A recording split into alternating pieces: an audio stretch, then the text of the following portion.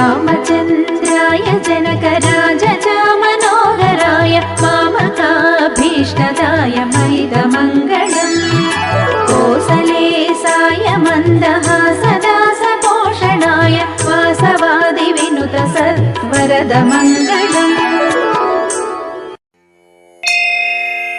ఓం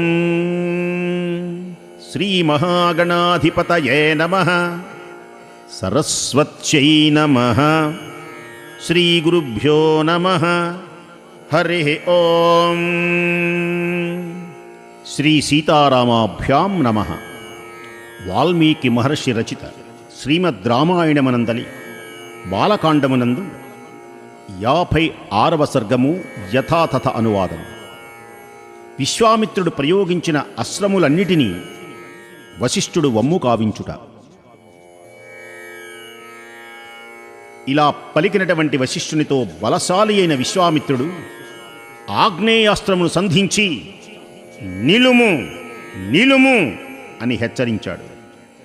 అప్పుడు పూజ్యుడైనటువంటి వశిష్ఠుడు మరొక యమదండమా అనేటువంటి విధంగా తన బ్రహ్మదండాన్ని పైకెత్తి కోపంతో హుంకరిస్తూ ఇలా అన్నాడు. ఓ క్షత్రియాధమా, గాధిపుత్ర, ఇదిగో ఇక్కడే ఉన్నాను. నీ బలమెంతటిదో చూపు. నీ శస్త్రగర్వమును ఇప్పుడే నేను అణిచివేస్తాను. ఓ దుష్ట క్షత్రియ, బ్రహ్మబలము ముందు క్షత్రియ బలమెంత?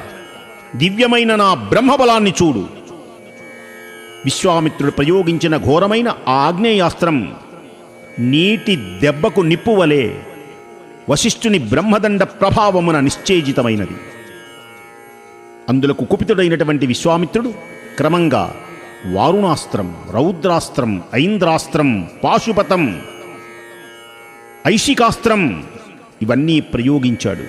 ఇంకా మానవం, మోహనం, గాంధర్వం, స్వాపనం, జృంభణం, మాదనం, సంతాపనం, విలాపనం, సోణం, దారణం, అజేయ వజ్రాస్త్రం, బ్రహ్మాస్త్రం, కాలపాశం, బ్రహ్మపాశం, వరుణపాశం, పైనాకం, దయితం, శుష్కాశని, ఆర్ద్రాశని, దండం, పైశాచం, క్రౌంచం అనేటువంటి అస్త్రాలని ధర్మచక్రం, కాలచక్రం, విష్ణుచక్రం, వాయువ్యం, మథనం, హయశిరం అని పేరు కలిగినటువంటి అస్త్రాలు, ఇంకా కంకాళం, ముసలం అనేటువంటి శక్తిద్వయం, వైద్యాధర మహాస్త్రం, దారుణమైనటువంటి కాలాస్త్రం, ఘోరమైనటువంటి త్రిశూలాస్త్రం, కాపాలం, కంకణం మొదలైనటువంటి సర్వ అస్త్రములు జపనిష్టా గరిష్ఠుడైనటువంటి వశిష్ఠ మహర్షి మీద ప్రయోగించాడు. బ్రహ్మపుత్రుడైనటువంటి వశిష్ఠ మహర్షి యొక్క దండం ఆ అస్త్రములన్నిటినీ అద్భుతావహంగా కబళించి వేసింది. ఆ అస్త్రములన్నీ వమైపోగా విశ్వామిత్రుడు బ్రహ్మాస్త్రాన్ని ప్రయోగించాడు. ఆ బ్రహ్మాస్త్ర విజృంభణమును చూచి అగ్ని మొదలగు దేవతలు, గంధర్వులు, దేవర్షులు, నాగులు అందరూ కూడా భయభ్రాంతులైనారు. ఇంకా ముల్లోకాలు మిక్కిలితో భయంతో గడగడ గడగడ వణికిపోయినాయి. వశిష్ఠ మహర్షి తన బ్రహ్మతేజ ప్రభావమున మిక్కిలి భయంకరమైనటువంటి ఆ బ్రహ్మాస్త్రము కూడా బ్రహ్మదండంలో నిర్వీర్యమైపోయింది. బ్రహ్మాస్త్రాన్ని కబళిస్తున్న మహాత్ముడైనటువంటి వశిష్ఠుని యొక్క రౌద్ర రూపం చూడశక్యం కాలేదు. స్మరించినంత మాత్రాన భయమును కొలిపేటువంటిదిగా ఉన్నది.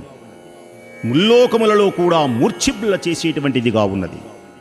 మహానుభావుడైనటువంటి వశిష్ఠుని యొక్క రోమ కూపముల నుండి పొగతో నిండినటువంటి జ్వాలలు అగ్ని కిరణములు బహిర్గతమవుతున్నవా అన్నట్టున్నాయి. వశిష్ఠుడు చేతపట్టినటువంటి బ్రహ్మదండం పొగలేని ప్రళయాగ్ని వలె మరొక యమదండంలా ప్రజ్వరిల్లింది. అనంతరం తపోధనుడైనటువంటి వశిష్ఠుని యొక్క స్తుతించుతూ మునీశ్వరులందరూ కూడా ఇలా పలకడం మొదలుపెట్టారు. ఓ బ్రహ్మర్షి, నీ బలం అమోఘం. నీ మహిమతో ఈ బ్రహ్మతేజం ఉపశమింపచేయి. ఓ పూజ్యుడా, మహాతపశ్శాలి అయినటువంటి విశ్వామిత్రుని నిగ్రహించావు. ఓ జపశ్రేష్ఠ, శాంతించు, ప్రసన్నుడవుక, లోకముల యొక్క బాధలన్నింటినీ తొలగించు అని మునులు వేడుకున్నారు. మహాతపస్వి తేజస్శాలి అయినటువంటి వశిష్ఠుడు ప్రశాంత చిత్తుడైనాడు. వశిష్ఠుని యొక్క చేతిలో ఓటమి పాలైనటువంటి విశ్వామిత్రుడు నిట్టూరుస్తూ ఇలా పలుకుతూ ఉన్నాడు. ఛే! క్షత్రియ బలం కూడా ఒక బలమా? బ్రహ్మతేజో బలమే నిజమైనటువంటి బలం. ఒకే ఒక్క బ్రహ్మదండం నా అస్త్రములన్నిటినీ వమ్ము కావించింది. ఇప్పుడు నాకు నిజమైనటువంటి బలమేదో తేట తెల్లమైంది. బ్రహ్మత్వాన్ని పొందాలి, బ్రహ్మర్షినవ్వాలి, క్షత్రియ రోషము త్యజించాలి, మనస్సును ఇంద్రియములను నిగ్రహించి తీవ్రమైనటువంటి తపస్సు చేస్తాను అనుకున్నాడు విశ్వామిత్రుడు.